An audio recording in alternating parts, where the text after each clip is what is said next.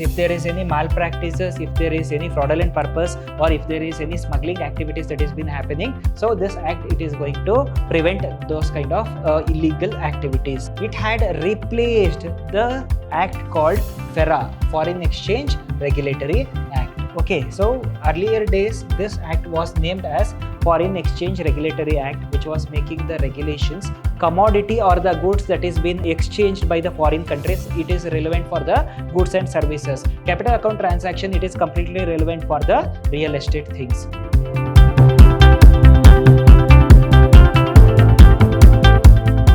Hello everybody, a warm welcome to one and all. I am Mr. Hemant Kumar from the Department of Commerce and Management, Vidhyaashram First Aid College, MYSURU, the Temple of Excellence. In today's session, we are going with the subject Business Regulatory Framework, that is for 4th semester BCom students. Here in today, we are going with session 2 of unit 4. It is about the economic laws. This is agenda of today's session. We are going with Introduction to Foreign Exchange Management Act 1999, the objectives of Foreign Exchange Management Act 1999, and in the same way, the features and also definition of certain terms that is being given by FEMA Act. Foreign Exchange Management Act 1999. The central government of India formulated an act encouraging the external payment and across the board transaction in India known as Foreign Exchange Management Act. Okay, so here Indian government had formulated this. Okay, so for the cross-border transaction that we call it as a FEMA. Okay, so what happened? The rules that is been made by World Trade Organization must followed by all the nations. As I said, 164 nation that is been registered under World Trade Organization. Okay, but when it comes in terms of Foreign Exchange Management Act, it is applicable only for India, not for the foreign countries. Okay, so it is been planned by India. Okay, that is FEMA. Okay, so regarding the trade activities, which are all the goods should be exported, which are all the goods should be imported, what is the quantity? Okay, so in what GDP, what should be the performance? So these are all the things that would be decision taken by the Foreign Exchange Management Act. This Foreign Exchange Management Act had introduced in the year 1999. It had replaced the act called FERA, Foreign Exchange Regulatory Act. Okay, so earlier days this act was named as Foreign Exchange Regulatory Act, which was making the regulations. Okay, so here it is been modified by adding few amendments, changing few regulations, that is Foreign Exchange Management Act finally. The objectives of Foreign Exchange Management Act: facilitating external trade and payments. Okay, so that is a main objective of Foreign Exchange Management Act. Okay, FEMA Act, providing the external trade and payments. There is something concept called equilibrium in trade. Okay, so what is the total quantity of goods that is been exported from India? What is the total quantity of goods that has been imported in India? What is the net worth of the total good? Okay, so that has been imported and exported. There must be in an equilibrium situation. So what happens if we are going to import more good? It is expenditure to our country. It is going to affect on economy of our country. If we are going to keep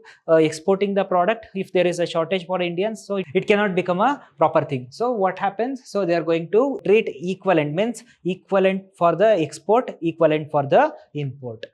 Export is equal for the import. Orderly development and maintenance of foreign exchange market. Okay, so it is going to orderly develop the foreign exchange market. Okay, so what happens? When it comes in terms of a foreign exchange market, we are supposed to promote our sales. We are supposed to globalize few companies, of which it is going to promote the income for our country. Means it is a kind of a revenue generation to our country. So most of the times what happens is, okay, so if you are going to purchase the product which is being manufactured in India, it is not so expensive. If you want to purchase a luxury good that is being manufactured in foreign countries, it is too expensive because there is a hidden tax that is being put on the product that we call it as a custom duty. Preventing illegal activities. If there is any malpractices, if there is any fraudulent purpose, or if there is any smuggling activities that is been happening, so this act it is going to prevent those kind of illegal activities. Balancing the balance of payment. So as I said, equilibrium situation, balance of payment, it is a situation where so import is equivalent to the export of the nation. Regulating the capital and current account transaction. So here there are two kinds of transaction. One is capital account transaction, current account transaction. When it comes in terms of a current account transaction, whatever the commodity or the goods that is been exchanged by the foreign countries, it is relevant for the goods and services. Capital account transaction, it is completely relevant for for the real estate things. Complying with international obligations. So finally what it is going to do, it is going to comply with the international obligation. There is an international obligation that is been set by the Foreign Exchange Management Act. We are supposed to match the international level. That we call it as a adaptability. Moving forward, the features of Foreign Exchange Management Act. So when it comes in terms of features of Foreign Exchange Management Act, consolidation and amendment. So the transactions or the rules or the restriction that is been consolidated and amended under the act.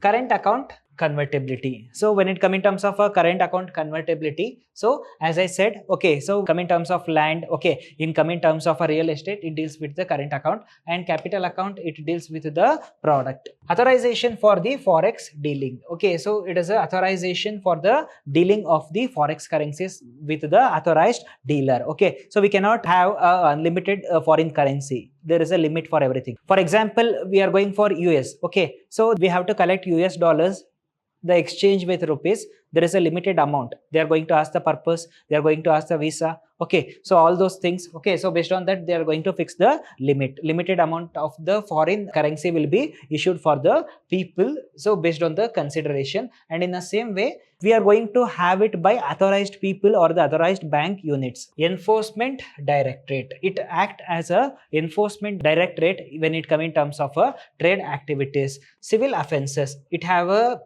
power to punish or penalize the civil offenses if anything happens between the transaction. Transparency. Okay, so it must be transparent enough. So there must be no hidden things that is going to happen in Foreign Exchange Management Act. Progressive liberalization. So I had explained the concept of liberalization in the previous sessions. Okay, so it is going to liberalize the trade activities in our country to develop the economic condition or the economic standard of our nation. Liberalization. Definition of important terms. There are few definitions that is been given by Foreign Exchange Management Act. We are going with the definition. These definitions are 2 marks question we can expect in final exam. So out of 5 questions, you can expect around 3 to 4 questions of this definitions. Please go with the definition properly, dear students. Authorized dealer. Okay, so who is authorized dealer? The one who is authorized to deal the foreign currency or the foreign exchange.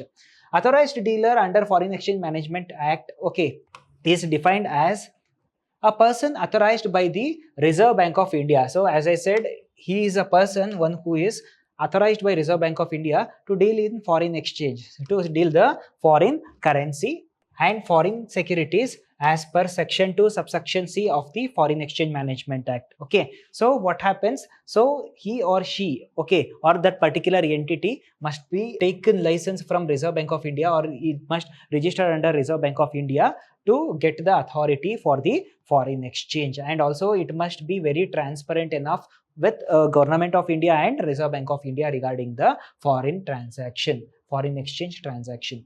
Moving forward, currency.